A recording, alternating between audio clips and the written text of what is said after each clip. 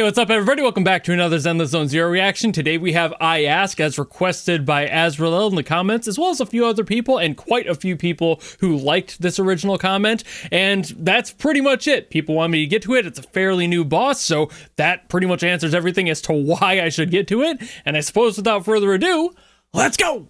Also, I will be watching the video for this. I do have subtitles on as instructed. And also, I think I misspoke. I don't think this is a boss.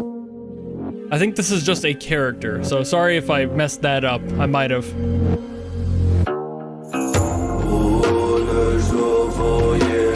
Oh, they did the fancy subtitles. Okay. Oh, that's neat. Also, they messed up the M.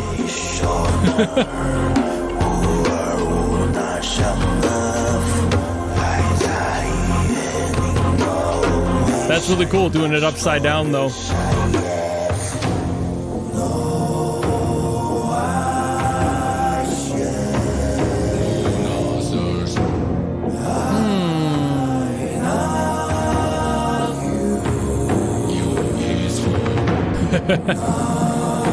I love it when they hire people who have fun with the subtitles.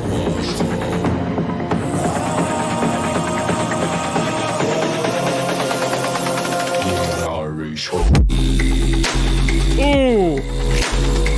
Oh, sorry, I got that in my mouth. Hanging wide open. Woo! Also, just animation-wise, looks really good. Shocker. Some beautiful impact frames there.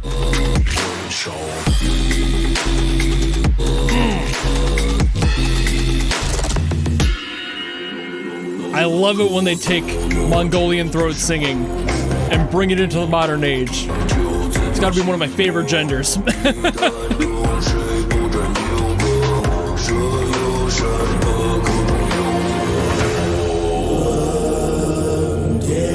does make me wonder why they're doing the inverted text that way.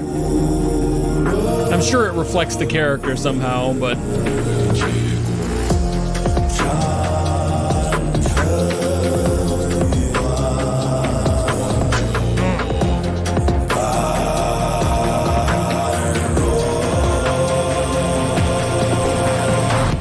Gonna get another sick-ass drop.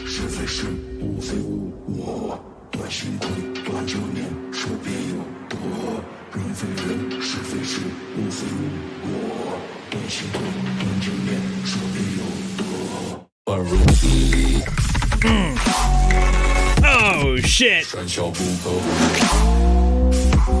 Ooh, dude.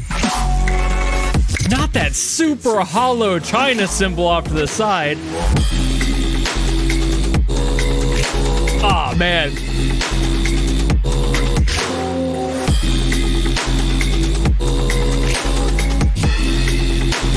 God damn, dude. Now that's fire. I mean, their music usually is, but Jesus, that hits hard. All right, so this was obviously fucking badass.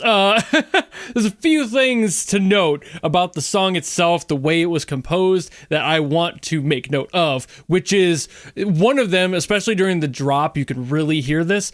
The bass line is barely a bass line anymore. It is the vocal line tuned down, and it's just kind of sitting there creating a sub-bass floor for everything else. You also have that like wobbly like synth going on. That's on triplets compared to the rest of the song, contrasting it to a standard beat. So you get the 4/4, of course you get triplets in there, subdividing the whole thing. It's sick.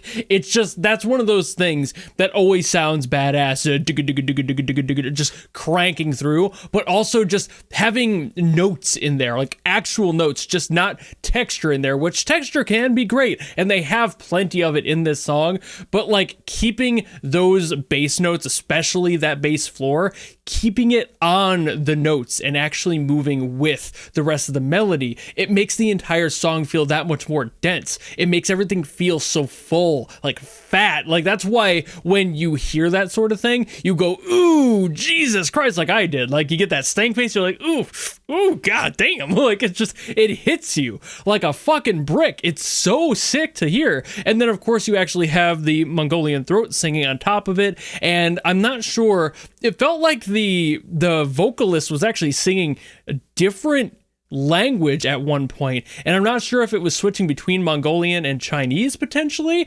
or like what the relationship there might have been, but I wasn't recognizing the exact sounds. But I also don't speak either of those languages, so maybe it was just my lack of knowledge in the language that they chose.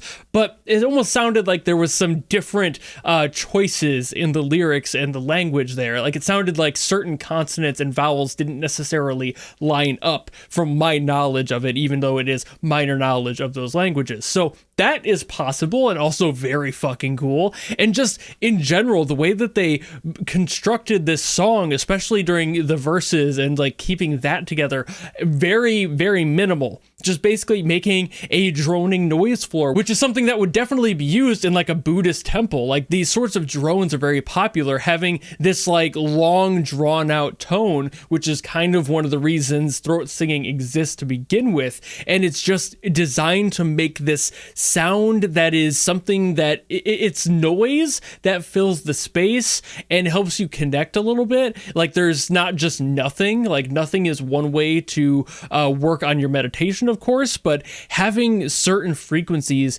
is supposedly able to help you connect to certain things in the world, in the spiritual world, and in your mind. And that idea of self-actualization, being very self-aware in those moments, certain frequencies have the ability to make certain people feel very much at home or more at peace. So that's kind of the psychology behind that. And they used a lot of that for this song, which makes total sense given the character, given the location, all of that totally fits. And I also just love the animation. This is not an animation analysis video, so I'm not going to get all into it, but damn, when they hit that first chorus, they really hit that first chorus. There was plenty of other cool like environmental stuff going on throughout the whole video, but man, just in general, what an amazing project. The subtitle thing is really interesting too, because I'm not sure why the lyrics were upside down like that and then flipped back over, but I'm assuming it has something to do, like I said, with the character, who they are, how they became who they are, you know,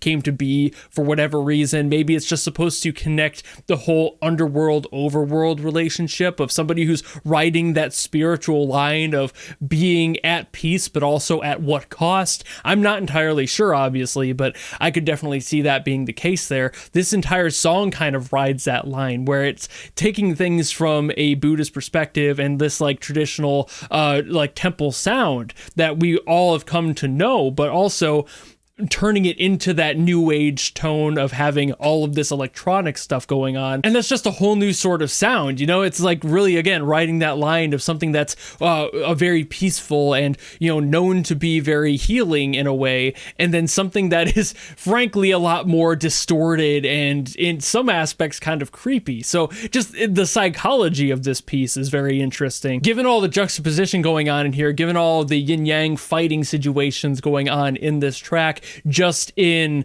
the structure alone, not even to mention the visuals. Like I mentioned earlier, even down to the rhythmic handling of some of the parts in this song, like the chorus, that initial drop, it hits you with multiple different rhythms. It's not that there's like multiple different like BPMs going on. It's not like crazy and insane or anything, but it's subdividing differently depending on what the root of the song needs to be, what other elements need to be kind of fighting against that and like grating against it a little bit. It's more like a fine sandpaper against itself. But at the same time, those sorts of things, those juxtapositions are what make us respond so viscerally to to music like this. And again, why you have the stank face of like, oh shit, that really hits you. It just does. That's the psychology of this. This song does a very, very, very good job at just making sure you understand this character, the headspace that they're probably in, the why they are who they are, and they just nailed it. What else can I say? An amazing track here, and even down to the lyrics of like, sever your inner demons if you're not pure. That's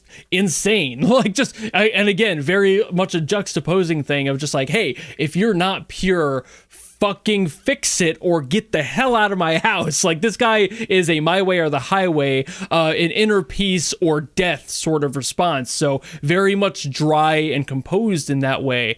And the song reflects that. Again, just a little bit of that line writing where it's just like, is it good or bad to take that sort of decision into your own hands? Or are they just trying to, in their own way, direct you into a better option? It's kind of hard to tell. And that's what makes this song so interesting. So hats off to the whole team that composed this. The vocalist did a phenomenal job here. I don't know if there was multiple people or if it was just the one, but damn, they nailed it. There's really cool things going on with the mixing as well. The panning in this was crazy. That one China symbol I mentioned that was just being wailed on that halftime for the second drop, that was a great addition to the overall sonic space that you were in. It almost treated itself like an accentual symbol at a temple. So like that's another factor of this song. They were being really careful about where to place stuff, even in the ears. They do such a good job with this game. Fucking Christ, their music is insane. But I think that's about all I've got to say on it. So thank you all so very much for watching. If you enjoyed this video and you want me to get to another song from Zenless, by all means, drop in the comments below and I will do my best as always to get to those. Or if you don't want to do any of that, maybe just want to follow me and support me for more stuff coming in the future, you know how to do all that. And I will see all of you in the next video. Goodbye!